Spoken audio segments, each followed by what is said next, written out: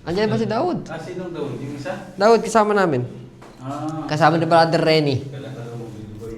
Ha? Kailan ka daw mag-dudugoy? Yun! Yan ang mga sagot. Nice. Ito na lineup namin, ha? Ito lineup namin. Wala na si Brother Daud. Okay. Last Friday, dalawa rin lang kami, brother. Sino kasama mo? Si Brother Yusuf. Brother Yusuf. Si Bro Daud, wala talaga, no? 2 weeks na. Okay, start tayo. أعوذ بالله من الشيطان الرجيم بسم الله الرحمن الرحيم الحمد لله وكفاه والصلاة والسلام على عباده الذين اصطفاه أما بعد فالسلام عليكم ورحمة الله وبركاته. Okay. Bro, tawag dito. Bro Abdul Hadi. Kuya Jun. Last week, anong activity ginawa ninyo? Nag-drill lang kayo? Nag-drill lang. Nag-drill, no? So, alhamdulillah, pasensya na absent ako last week. Absent ako last week, eh. So, continue tayo. Konting recap. Ang natapos na natin sa Arabic. Nakapindot na to? Nakapindot na. Okay. So, last week, ang mga last lessons na na-cover natin so far, yung mismong letters. Tapos na tayo, no? Kay Jun. Pangalawa, yung mga harakat. Yung mga harakat, which is yung fatha, kasra, tsaka dhamma. After ng harakat, dinaanan na din natin yung sukun, tsaka shadda. Okay. After nitong tatlong to, nagdikit-dikit na tayo, no? Ito yung huli nating tinapik, no? Connecting the letters. Okay. Next, dito tayo ngayon. Ang next nating topic ay ang mad. Mad. Or yung plural niya, mudud, which means prolongations. Prolongation.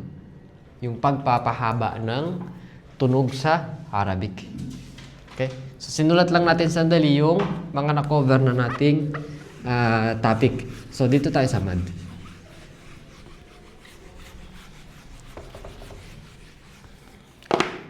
Okay. Dito tayo. Sulat natin dito. Mad or prolongation.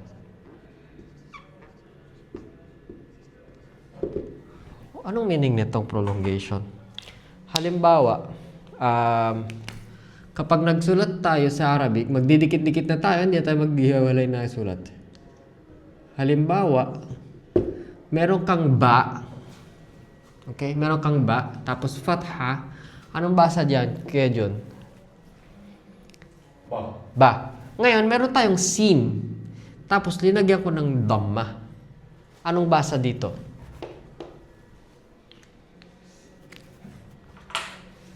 Meron kang sin. Baso. Ayun. Baso. Actually, ang basa dyan ay basu. Basu. Okay? Pero what if gusto mong sabihin yung tunog ng katulad nung iniinuman natin sa Tagalog, which is baso. Okay? Kasi ito, basu. Okay? Paano isusulat kaya yung baso? Kasi ba din yung gagamitin mo nun, which is meron ka ng ba. Sin yung gagamitin mo dun is, which is meron ka ng sin. So, paano mo gagawin yung tunog na merong prolongation? Yun yung tatapik natin ngayon. Okay? So, si Brother Daud, si Brother Muhammad Jabir, tsaka si Brother Yusuf, dito na sila magre-realize sa video natin, inshallah. Okay. Alif. Ya, tsaka. Wow. Yan.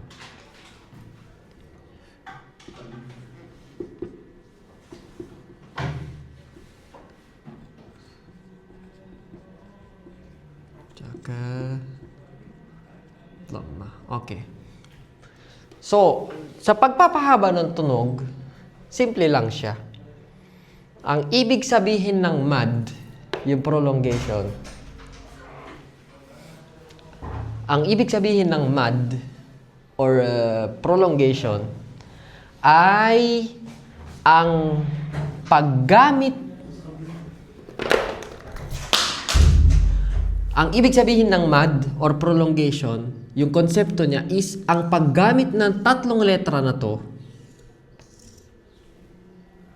para pahabain yung tunog ng tatlong harakat na ito.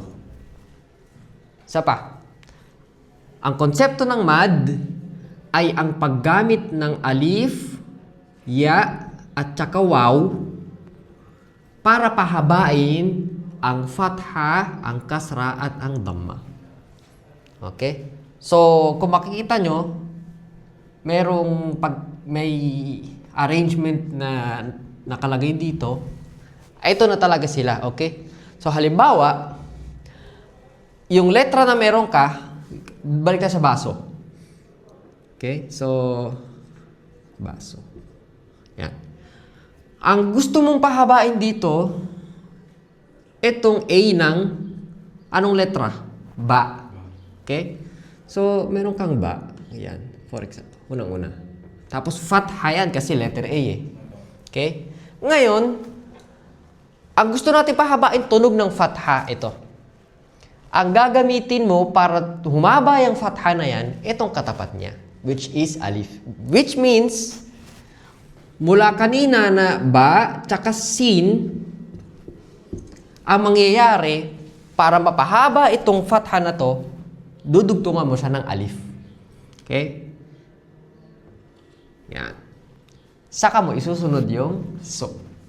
So, lagyan ka ng sin at dhamma. So, yan. Ito nga yung, yung mad mo, tawag na sa kanya dito sa alif na to, mad.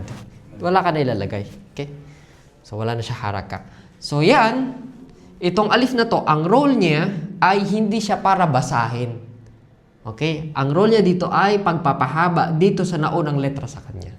Okay? So, pag meron kang fatha, meron kang letra na may fatha at sinundan ng alif, that means yung alif na yon ay pampahaba lang ng tunog nung naunang fatha. Okay? Next. Ano pa ba? Gumagamit tayo ng Tagalog words para mas papadali eh. Next example. Sili, halimbawa. Sili. Kung isusulat natin yan sa Arabic, letter S, which means, anong letter tayo, Kuya Jun? Sin. Okay? Anong haraka? Ito. Damo. Sorry. Kasra. Okay? Then, letter L. Lam. Okay? Nakikita ko, Kuya Jun, naggagawa ka ng homework mo. Kinakabisado mo yung letters talaga, mashallah. Okay? So, lam. And yung haraka natin para sa lam ay? Kasra. Yan yun. Pero kung babasahin mo siya, technically, sa Arabic, ang basa dyan ay sili. Sili. Okay? So, alam naman natin, pag sinulat mo sa Tagalog, ang basa mo dyan, sili. Meron kang sili. Hindi ka magtatanong, meron kang sili. Tama? So, merong siyang prolongation dito. May pagpapahaba. So, paano na naman gagawin yun? Instead of sili, ang magiging tunog, sili. Okay? So, gagamitin lang din natin to. Paggamit ng tatlong letran to para mapahaba yung tunog nito. Okay? So, at this time, ang papahabain natin ay letrang kasra. Okay? Kasra. Yan. Kasra ng letrang sin. Okay? So, ganun lang din. Isulat mo yung letra. Pwede natin burahin to, Kuya John? Burahin na natin, ha? Or, wag. Mas maganda para may reference. Dito na lang. Yan. So, meron kang sin, tapos kasra. And kung titignan natin yung chart, pag kasra ang papahabain, anong idudugtong mo? Ya. So, that means sulat ka lang ng ya dito. Okay, dalawang tuldok sa baba. Yan ang pagkakakilala ni ya. After ng ya, Doon ka na sa next letter, which is lam. Yan. So now, meron na tayong sili. Okay? So, ganun din sa wow. Ano ba? Ano ba example natin, Bro Abdul Malik, ng wow? Duyan. Duyan. Ayun. Mashallah. So, tanggalin na natin itong duyan. Dito muna tayo, Kuya Jun, ha? Tapos bigyan kita ng time para magkopya. Next, example, duyan. Yan. Kung isusulat natin to sa Arabic, anong unang natin letter? Dal. Dal. Okay? Tapos, ito ay dhamma. Tama. Tama. Okay? Next. Ya. Ya. Ah. Ya. Tapos, hindi. Ito. Duyan. Ito, anong harakan ng wa? Ya. Patha. Fatha. And last, meron kang ano yung N? Nun. Nun. At sukun na yung nun. Okay? Ito, kung ipapabasa natin to sa Pilipino, ang basa niyan talaga sa atin ay duyan. Pero kung ito, ipapakita mo to sa Arabo, ang basa diyan ay duyan. Duyan. Okay? Duyan. Wala pang haba niyan. So, paano natin papahabain ito? So, ganun lang din. Tingnan mo lang din yung chart. Sulat mo ulit yung dal. Okay? And ang harakan niya ay dhamma. At ito yung gusto natin pahabain. Du-yan. Okay? So, pag nakita mo ito dhamma, ang pampahaba niya ay wow. So, sulat ka lang ng wow dyan. Okay? And then, wala ka ng haraka dyan. Wala ka ng sukun. Ya, tapos nun.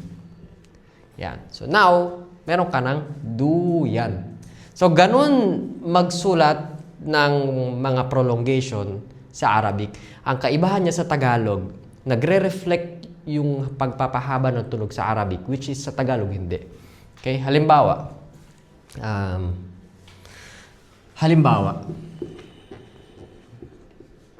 Naiiba ba ang meaning, brother, pag pinapahaba? yes, opo. Okay? Halimbawa, ito. Meron kang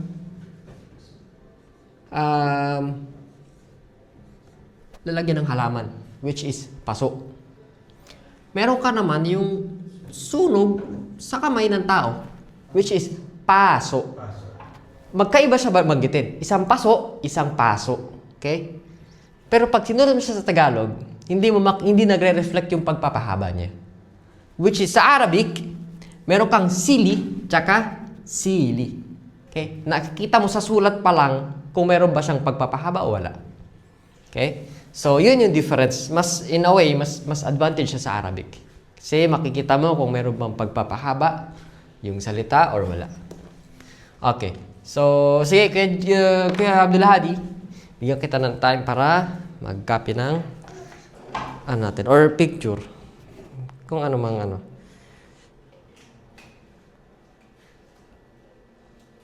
After nito, mag-drill tayo, Sige po. Sige. So, last week, absent si Brother Dawood. Si Brother Yusuf lang nandiyan. Saka yung isa, yung shahada ng mga... Si Brother Renny? Andiyan siya? Ay, wala. May trabaho daw po. May trabaho. Sige. Okay na mag-copy or picture? Okay. Tapos na?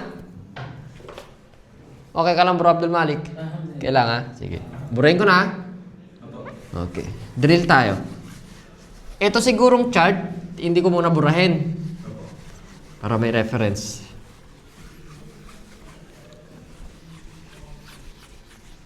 Okay.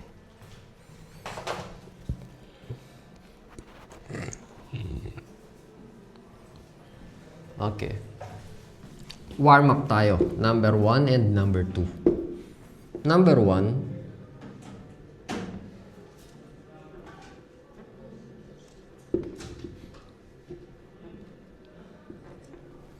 Number 2.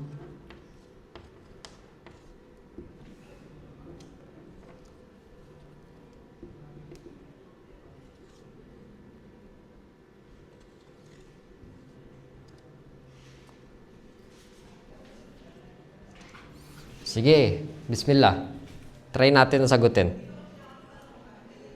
Naririnig ko na si Ustad Jamal. Number 3.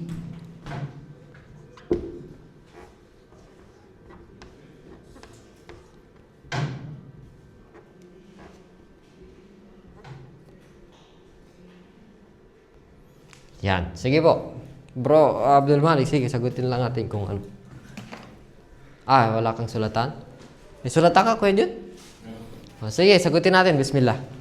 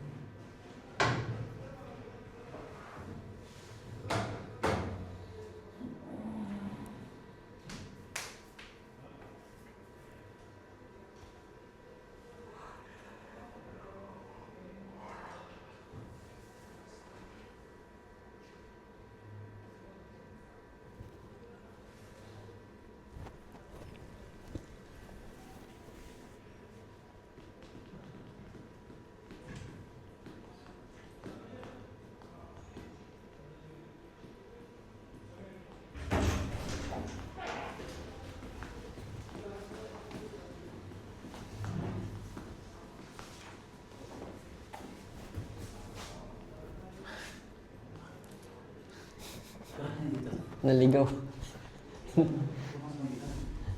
Tapos na siya? Hindi tapos na siya. Okay na, Kuya Jun? Saan ka na? Nahihirapan. Sige lang. Tingnan natin. Sin. Saan? Sa number 1? Apo.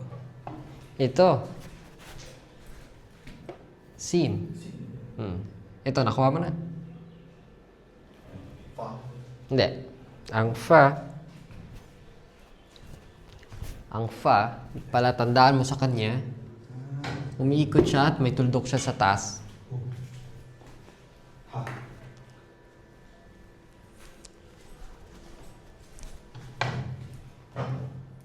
Yan ay... Yung isa. Ito. Ito. Yan, ito ay meme. Ito is ha. Hindi, meme. Mim. Wala ka nung chart nung ano? Wala pa. Wala pa. Okay. Hindi mo na-copy yung ano, yung nagdikit-dikit tayo? Hindi ka nakapag-copy nun? Hindi po. Hindi ka nakapag-copy? Okay. Sige, tingnan natin paano. Tama kaya to.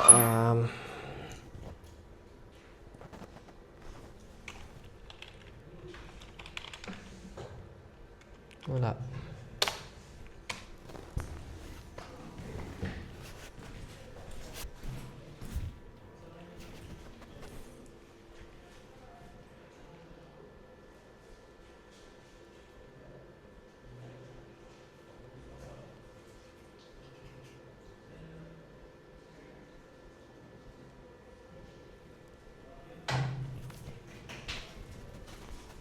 Okay. Itong letra na to, nakuha na ako, Kuya Jun. Ito, nakuha na. Siya. Yeah. Ito, nakuha na. Yes. Ha? Nun. Okay. So, meron ka na sagot? Okay. Sige, ano? Sa... Okay. Ang next letter mo, second letter. Sa... Dan. Ito. Ano? Second is meme. Okay. So, sulat mo na anong ano niya, equivalent. Is kasra. Okay. So, next, ito mo, yung ya. Which is, Is dama. Is...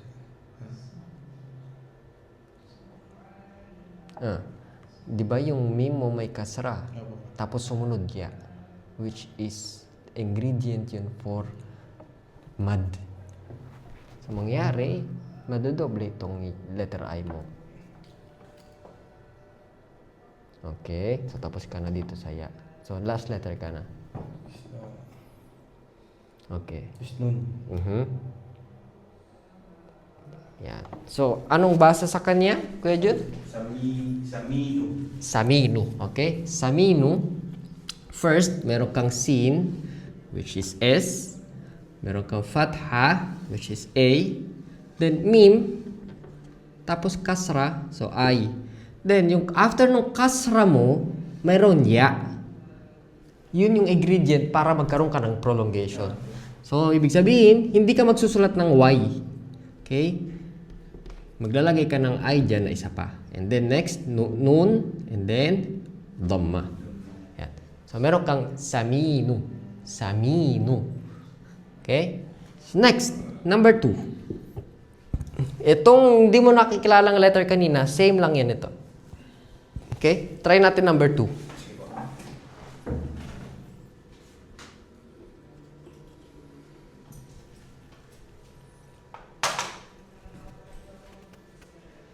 Yun, nagbabasa sila ng Quran. Nagbabasa ng Quran. Kay Ustad Zakir.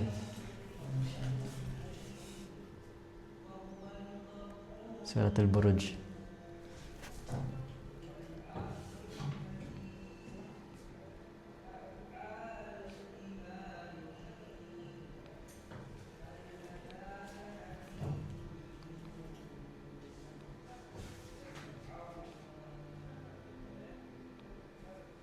Ay, hindi.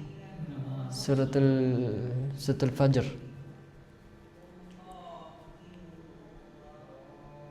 Buruj nga ito.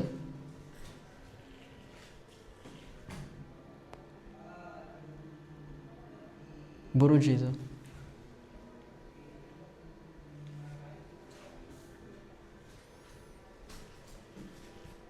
Inna batsha rabbika la shadid. Innahu huwa yubdi'u wa yu'id. Next.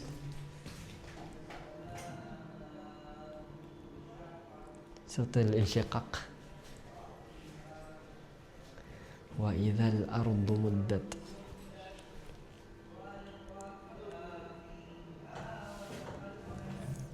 Insyiqaq.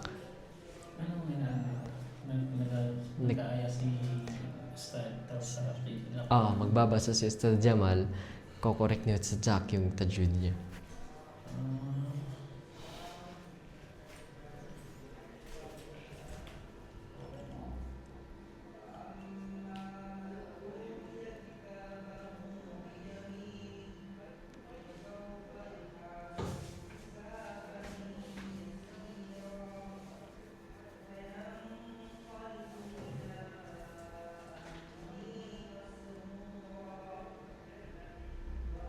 Okay ka lang kay Jun?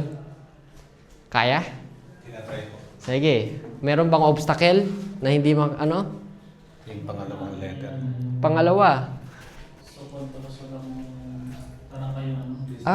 Hindi ko pala nalagyan, no? Ito, sorry. Ito, hanapin mo yung meron dalawang tuldok sa taas. Cuff. Pwedeng cuff, okay, tama ka. Pero meron pa ito. Okay. Problema to, hindi tayo nakagawa ng ano, yung copy nung dikit.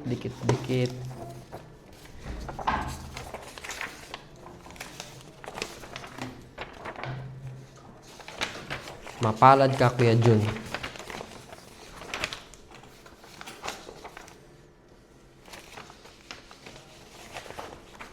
Wala nga. Alif, bata, tajim. Akadar, ra, zaysan, shilsil, tawa, ayun, fa, qaf. Yeah, ito. Ito ang gamitin mo. Kaso maraming page siya eh. Multiple page siya eh. Yan, alif, ba, ta, sa, jim. Ito siya. Ito ang alif pag nasa unahan, kulay pula. Pag sa gitna, ito. Yung pangalawang letter natin doon, ito siya. Ito siya pag nasa gitna. Ang kita mo, dalawang tuldok sa taas. Yan. Okay, tapos next letter natin, third letter, ay ito. Ito siya. Sa gitna. Sa gitna siya eh, after ng ta. Yan. Ang problema, wala tayong ano. Sulatan ko muna ha. Sige. Bro, may kang ballpen? May extra ballpen ka?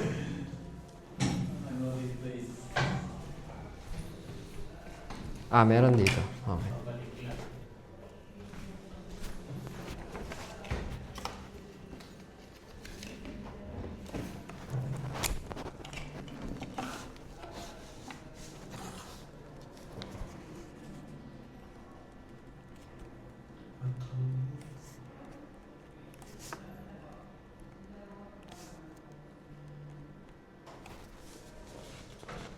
Dami rin ni-recite ah.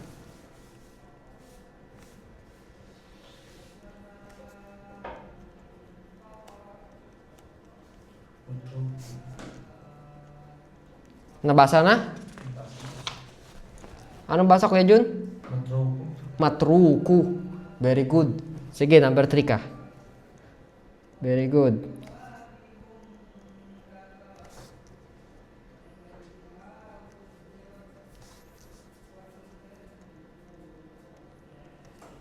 Ano na yan? Ano na rin i-reset yung Ustad Jamal?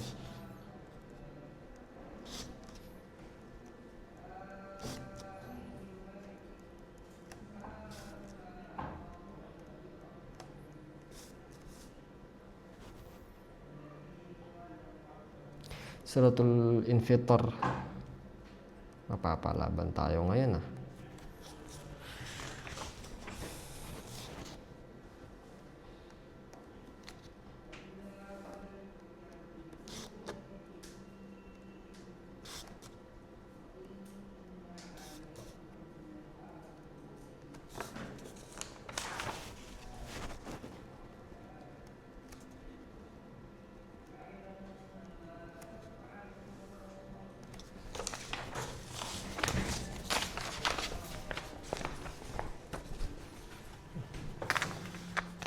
Ito.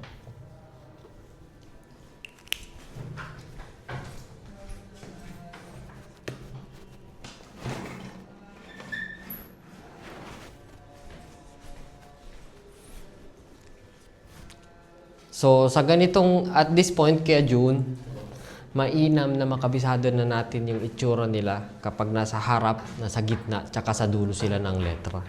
Yan. Sa nakita ko, medyo kabisado mo naman siya yung itsura, yung original. Pero kailangan natin tumalon sa next stage, which is itsura nila kapag nasa unahan, nasa dikit-dikit na sila.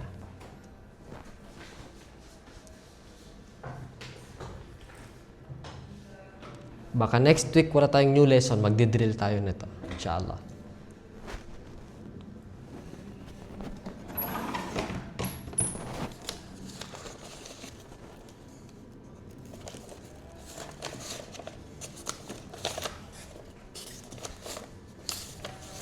Sige, number 3 tayo kay Jun.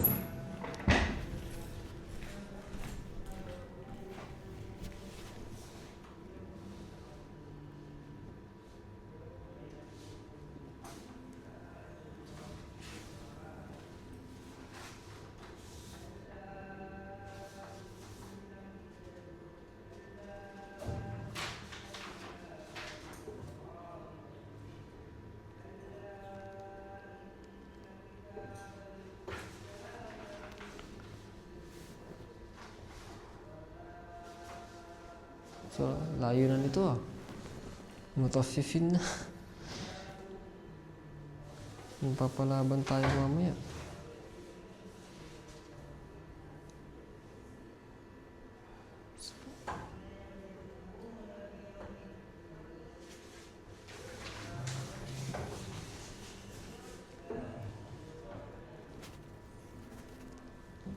Kabiru.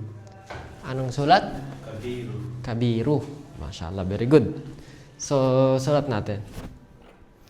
Second letter natin, ang letter na to ay, anong letter yan? Kaya yun? Mim. Mim. So, letter M. Hindi na kaya. Reinforcement tayo.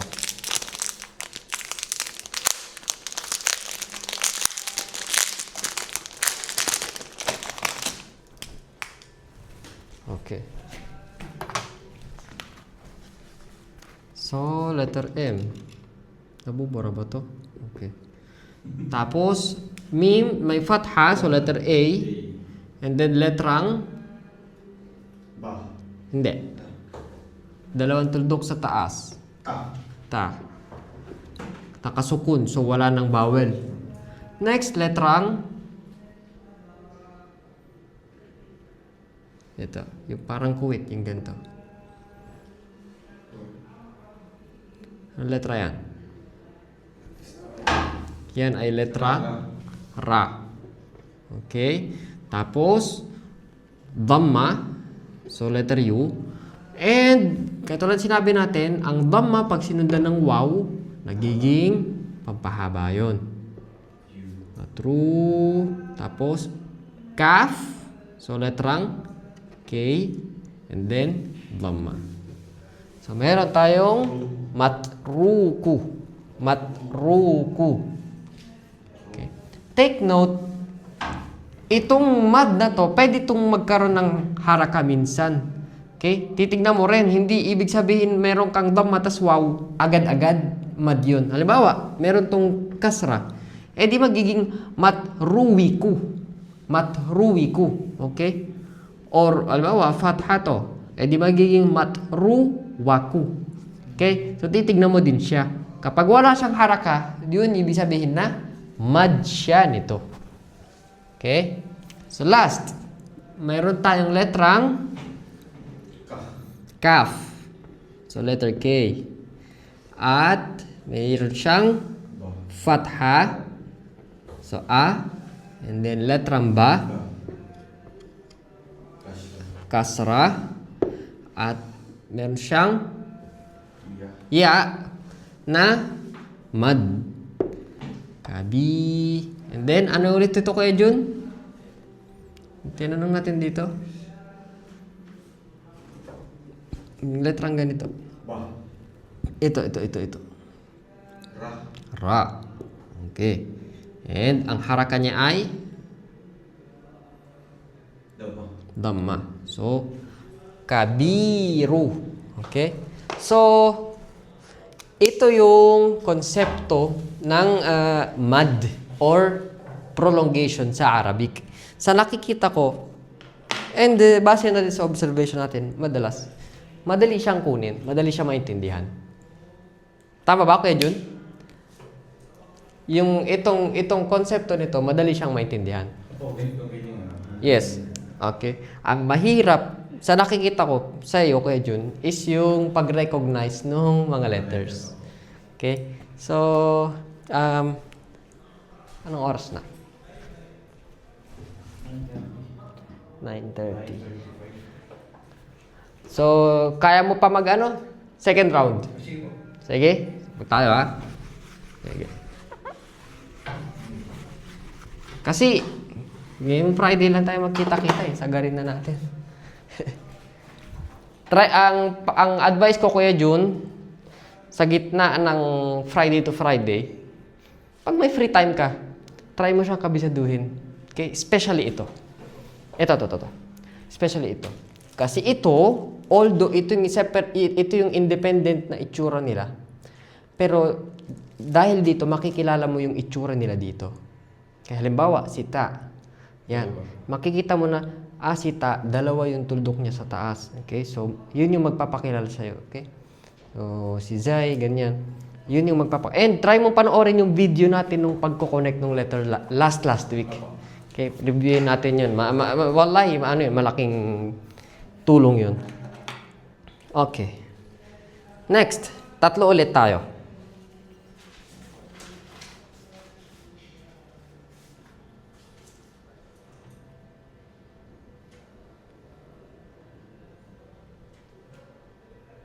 Okay. Number 1.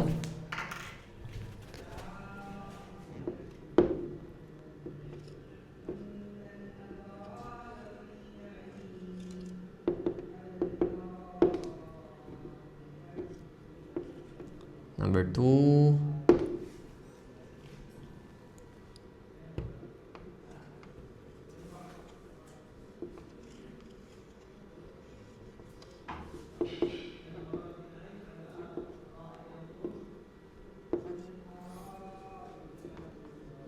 Number 3.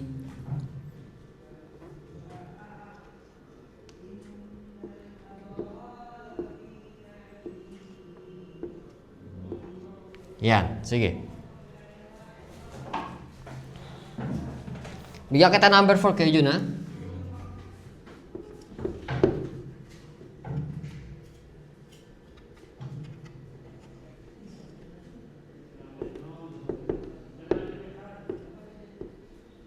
Sige.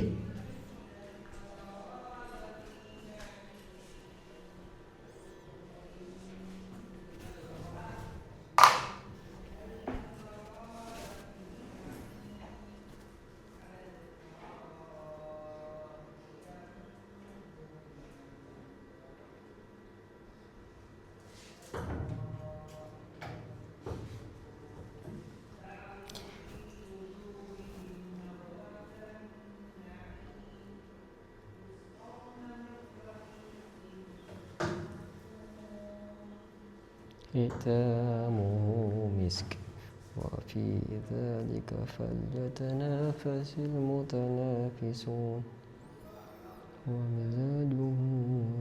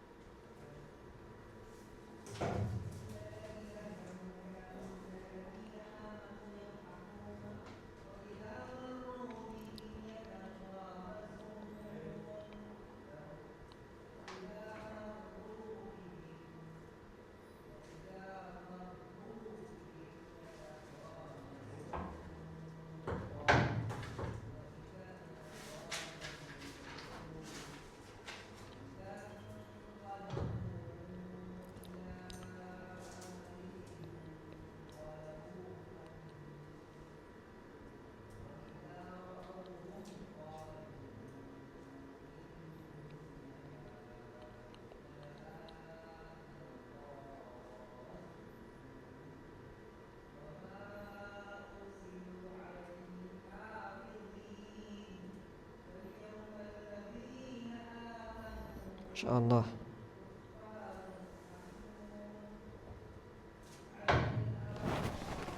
Kamusta Kuya Jun? Okay naman. Nasaan na tayo? Number 3 na po. Eh, mashallah. Sige. Yung number 3, meron kang tuldok sa baba, ah? Ingat ka doon. Ingat ka sa mga tuldok. Sige. Yan. Yung, tignan mo yung first letter. Yung mga itsura nila sa first letter. Kasi yan yung first letter natin.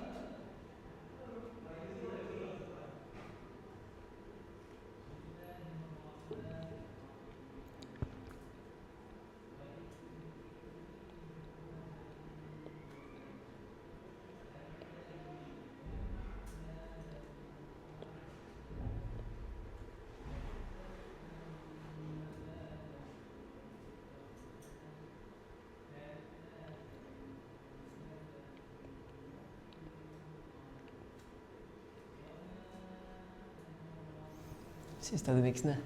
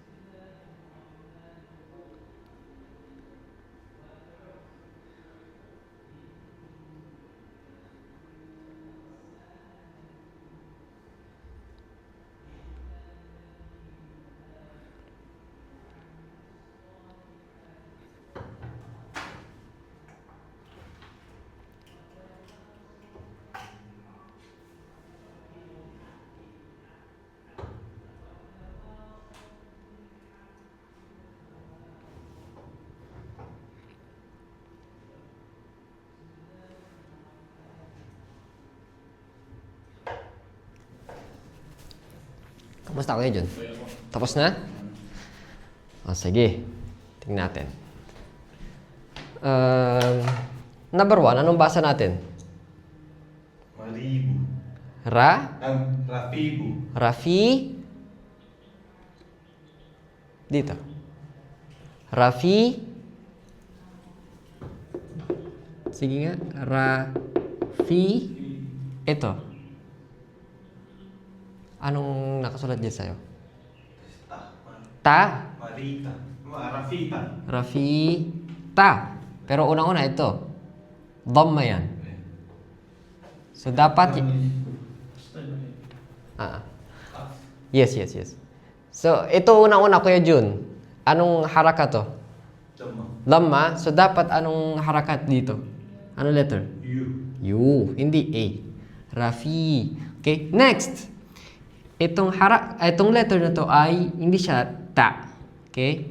Yan ay Qaf. Qaf. Okay? Q. So, instead of T, meron tayo ditong Q. Okay? Para lang makita mo. Ang ta, pag sinulat natin siya, ganito itsura niya.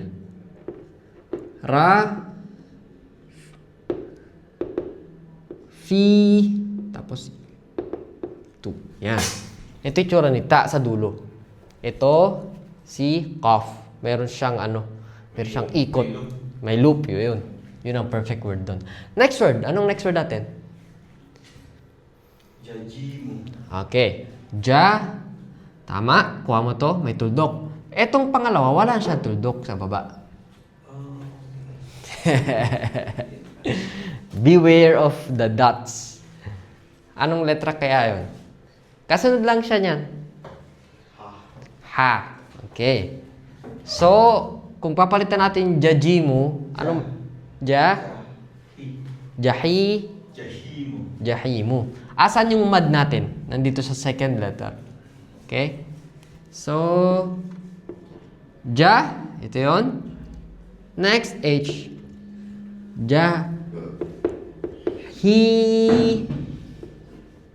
Mu.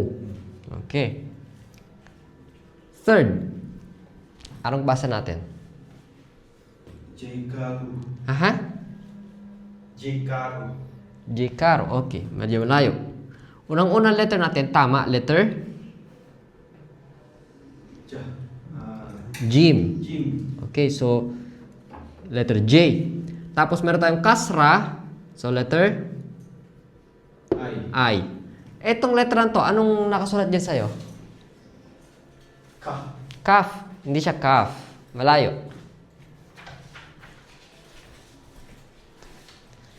Andito siya. Ito. Dal. Ayan. Okay. So, letrang D. Tapos merong fatha. A. Tapos, fatha sinundan ng alif. So, A ulit. Very good. And then, Ra. And then, U. So, ang basa ay? Jidaru. Isa pa? Jidaru. Jidaru. Last. First letter natin. Mim. Mim. Very good. Okay. Fatha. Next letter? Ta. Ta. Very good. Okay. Kasra. Kasra. Next.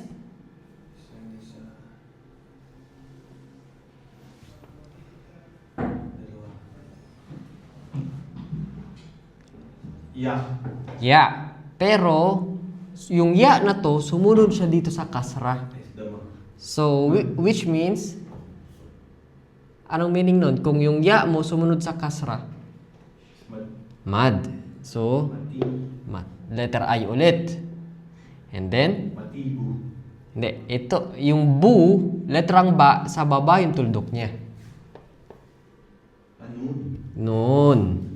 So, letrang N. N. Tapos, U. yan.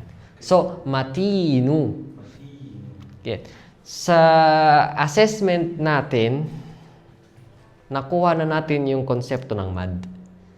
Pero, yung pagdikit-dikit ng letters, yun ang kailangan natin trabahuhin.